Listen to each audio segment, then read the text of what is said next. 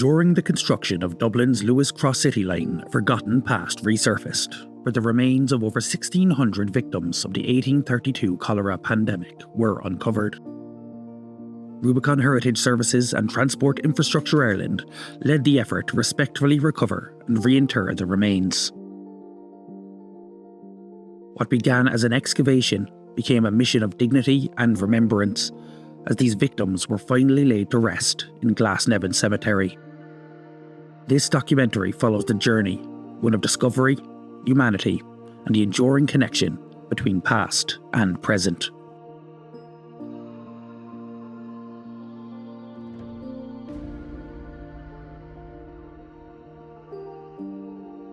Luas is, as a light rail system, it's an incredibly important piece of infrastructure for Dublin City and for any European city as well. Like it's a major way of providing fast, efficient, sustainable infrastructure that gets people around readily around the city. Luas Cross City, it's very important for Dublin City and indeed for transport infrastructure island. This short link that equates to about 7.5 kilometers of track in equivalent terms represents the link that created a connected network in Dublin. And it has a much profound effect on the network in terms of benefits and in terms of passenger experience. Ultimately, I started working on Luas Cross City, which is the project we're talking about today, in 2008. It was the very first project I ever worked on in this organisation. And we didn't finish construction until December 2017. So it's a very long process from concept and feasibility all the way through to final construction. There are several challenges when it comes to routing a light rail through an historic city. And these challenges are the risks that probably led Ireland to omit this link from the original proposal. Impact on the city, impact on traffic, impact on economic activity. And these impacts are generally caused by delays. Delays because of underground services, and often delays because when building in an historic center with multiple layers of development and civilization, ranging from the Viking Age to the current times, the risk is to discover some archaeology and those causing delays to the works. In Grangegorman, Dublin, archaeological test excavations for Luas confirmed the presence of human remains. What started as a simple dig had uncovered a forgotten cholera cemetery. As news travelled, the hidden history of a deadly 19th century outbreak came to light, reminding us of a city marked by loss and survival. So I suppose I started hearing about the potential of the cholera cemetery in 2012. And we knew, I remember walking past the site and the laneway where we ultimately found the remains, and it was closed at both ends. It was overgrown at knotweight. It was completely inaccessible, thinking, God, we'll never find anything in here. And then when we started to have to develop the laneway and we did the testing in August 2015, that's when we first realised, okay, they're definitely here. And actually, I'm going to correct myself, in May, one of the residents from Marne Villas actually did say to one of my colleagues that this laneway that they had used as allotments, they had been finding human remains in the laneway. So that was kind of a real, we're definitely probably onto something here. And then it was August, one of the test excavations. And I remember James Heston saying, I think we've about 600 bodies here. And I was like, we'll be fine. But God, we really underestimated the amount of human remains we were going to find. So my first day on site was the first introduction to the alleyway that the burials were all buried in, and then realised very quickly that it was two long trenches full of disarticulated bones and not what I would have imagined the cholera cemetery to be, either mass burial pits or individual burials. Yeah, it was really interesting because that level of excavation of human remains I hadn't come across before, and that type of trenching of human remains. I think it's almost like if they'd been individual burials, it wouldn't have as much of a challenge even. But we would be familiar with that. Yeah, you'd be more familiar with how that would go. Mm-hmm. Yeah.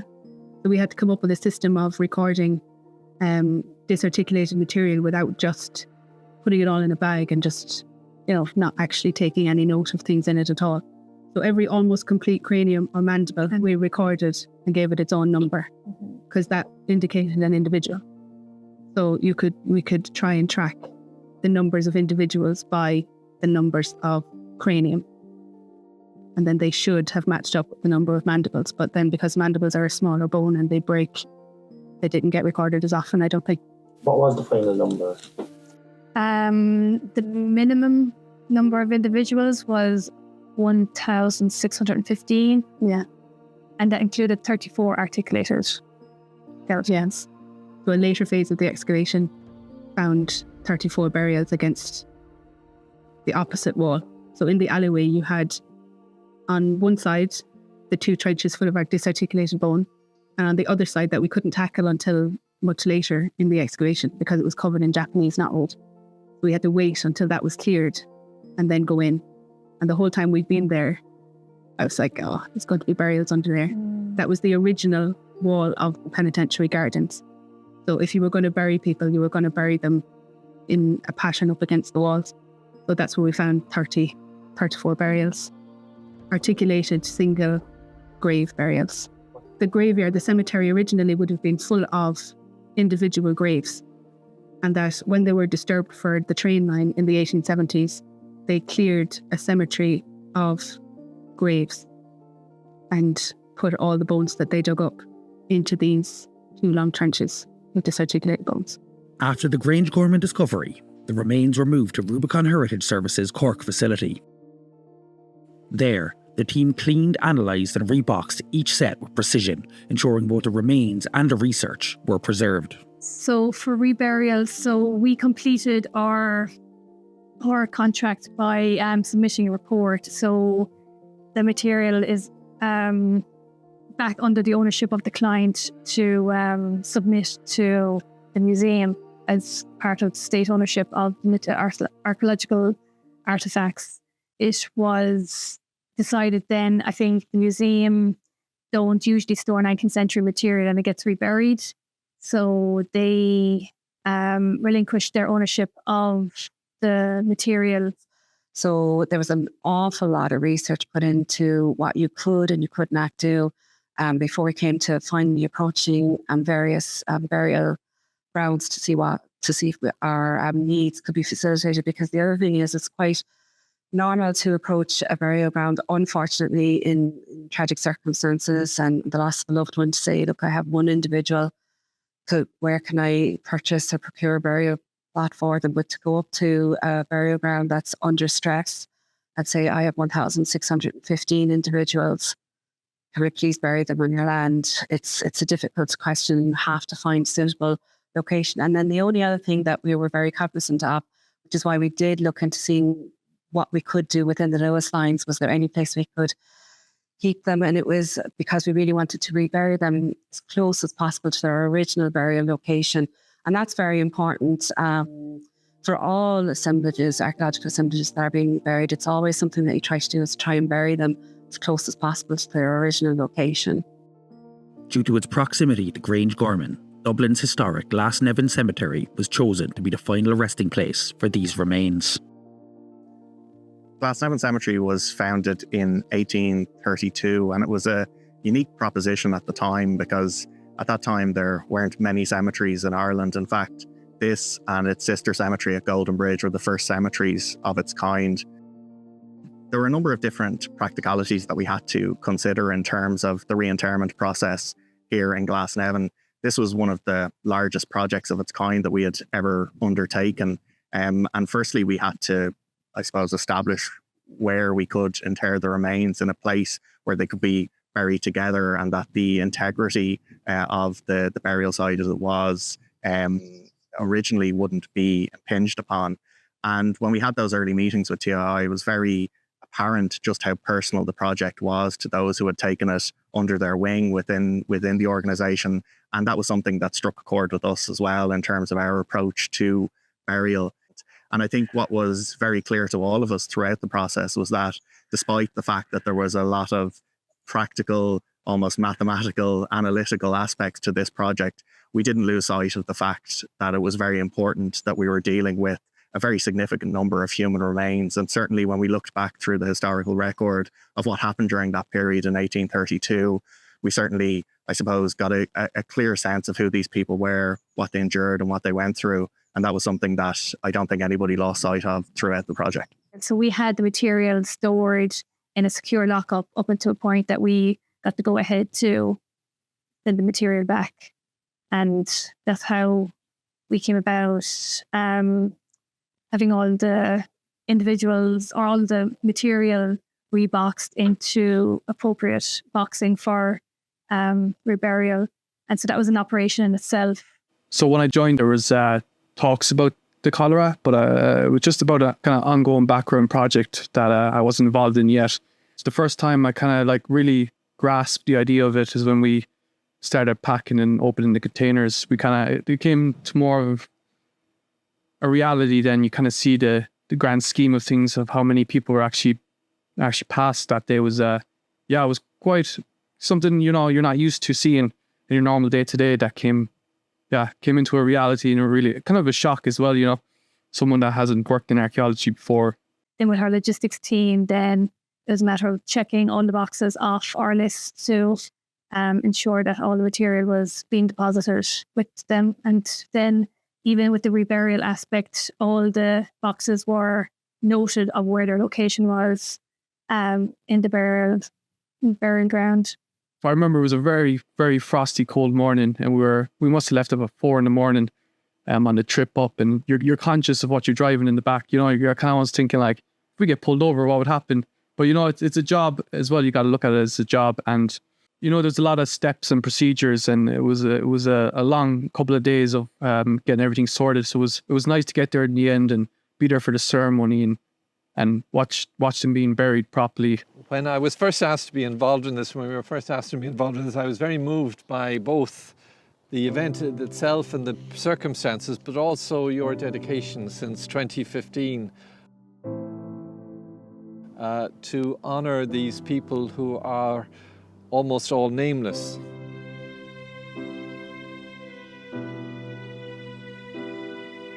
Their initial interment was probably speedy because of the circumstances, and their reinterment was less than optimal.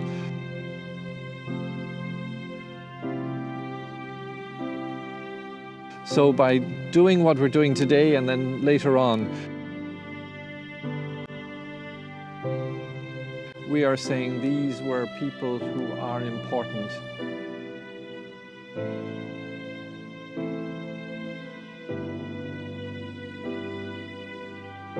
While we don't know their names, following the ceremonies and rituals that they would have been familiar with,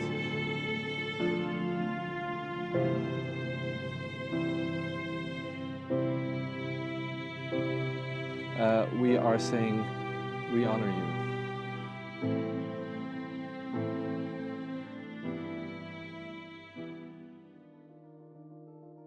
Here lies the earthly remains of Anthony Dunlevy, a lone headstone amid unmarked remains. Who was Anthony Dunlevy, and why is he the only one remembered? It was kind of strange to think that this one individual got a headstone. I mean, we have to wonder why anybody else didn't get a headstone, or where a lot of the other markers made of wood. But maybe there were more markers, like stone markers or timber markers or something like that. But this was the only one that was a proper carved headstone that survived. Anthony Dunlevy, it's such an unusual name that you kind of start looking in the historical records, kind of figuring that if you do come across somebody of that name from who was alive in the 1800s in Dublin, that there's a good chance that they could be your Anthony Dunlevy. It's a surname that's not. There are some Dunlevys in Dublin at this period, other parts of the country as well, but they're not. There's not hundreds of them. There's kind of tens of them. So start looking, and just by pure accident, stumbled onto a record of a marriage that took place in Kildare, in Kilcullen in 1798, of a man called Anthony Dunlevy.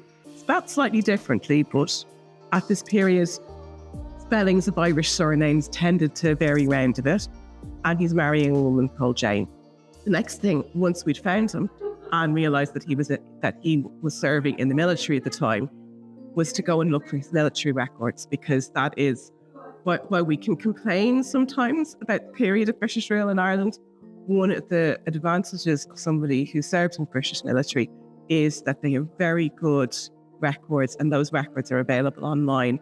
So it was possible then to find his military service record, and we could discover from that not only had he been married and on active service in Kildare and kind of South Leinster area in 1798, which is a very significant date point in Irish history, but he'd been injured in Carlow the day before the Battle of Carlow.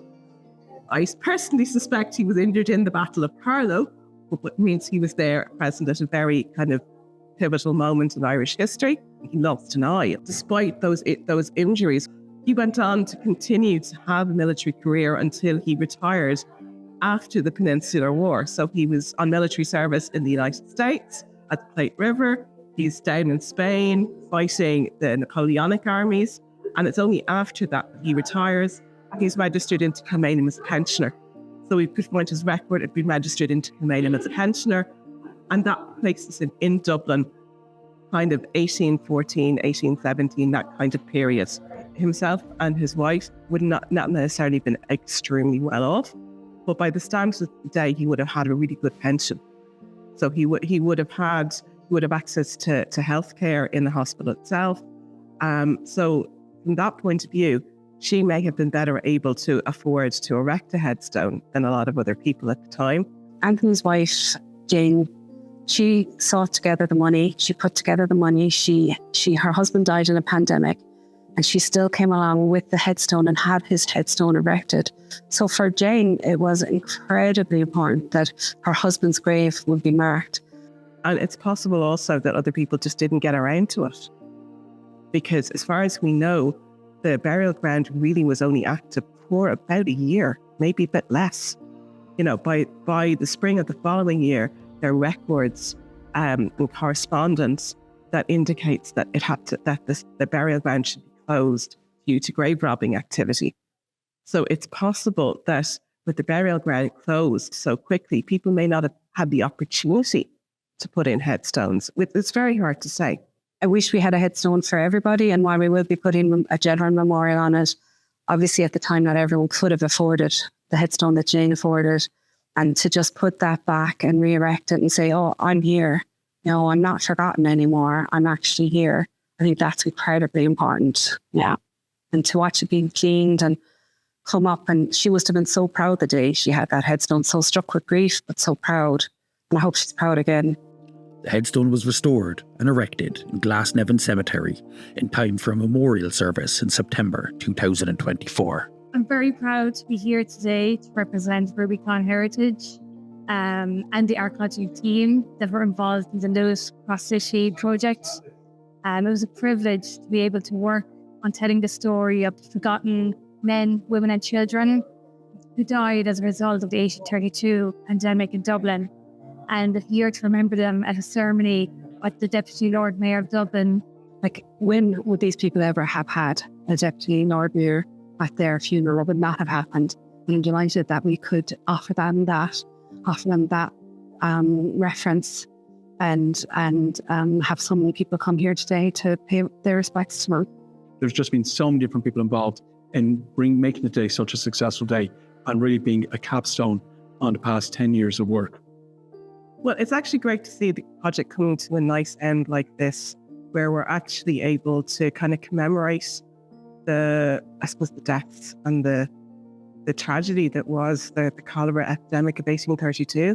And it's lovely to see these people who had been treated, maybe not callously, but so kind of slightly cavalierly in the 1870s when the railway came through, to actually see them being put to rest in a way that is respectful of them, and that they're not going to be dug up again, because at this stage, these are remains that were disturbed once in the 1870s and again in the 2010s, each time to facilitate rail construction. And after having to kind of suffer through what was probably a very difficult and challenging time in Dublin in 1832 with the cholera epidemic. Having them reburied here in Glasnevin Cemetery And, one of the principal cemeteries in Dublin, and certainly the principal cemetery in the north side of Dublin, is absolutely fantastic, because this really is a place where you've got so much of history of Dublin is found. You've got the various monuments here from 1916. You've got celebrations of Daniel O'Connell. You've got so much of Irish history captured in this one spot. I think it's fantastic to have these remains buried here. And in some ways, sort of, they're brought home. The archaeologists, the team in Rubicon Heritage, Carmelita and Dawn, they did a huge amount of work in bringing that post-ex together and bringing that story together. Yeah, the original work of Mark Moran and John Ryan and all the excavators. Of course, you had the work of Eamon, my colleague, Ian Denny, project archaeologist, who was instrumental in actually delivering today's event and making sure that these individuals got the memorial, got the recognition that they deserved. It was a great team to work with and kind of a learning curve for us all as well. From where I stood, I think it has been handled very well. It has taken time, because these things to be done properly take time, and that's what we're about proper planning, realistic planning. All of us who were involved with it had this idea of being able to restore dignity to those people who were buried in Grange Gorman. It's still one of the best jobs I ever did, the site work. Yeah, I don't think the amount of data collated from the commingled remains, I don't think we'll ever do that again, or will ever be done Probably not. on that level again. When you're out in the streets of Dublin, you're finding the historic streets, quite literally, the historic civic infrastructure. We found water pipes and wells. We found some very strange cellars. A lot of things like that we don't get to see. I suppose it was the archaeology of everyday life and civic infrastructure of Dublin. So it's a kind of slightly different perspective on the city. And, it definitely shows that a lot of people look at our streets and we look at the roadways and we think, nothing will survive there. And that's the one thing we discovered doing this through the streets of Dublin, is that so much survives quite literally under the pavements beneath our feet. I think Luas Cross City is a project that everyone who worked on is incredibly proud to have worked on it. And I think it was really important for everybody involved that we could close off this project on I won't say a high note, but on a note that says, yeah, we did right. We did everything we could. We've done all the scientific, we've done all the technical, we've written all the reports, but at long last, we did what was humanly right. And I think that's something that everyone was very proud of. I'm sitting here and I'm staring out a window and I can see the Luas going past. I think, it's very happy for us to achieve what we achieved for the city in terms of transport, but I think to do what we've done for heritage and to close out the burial and close out Luas Cross City like this was just a really proud feat for everybody.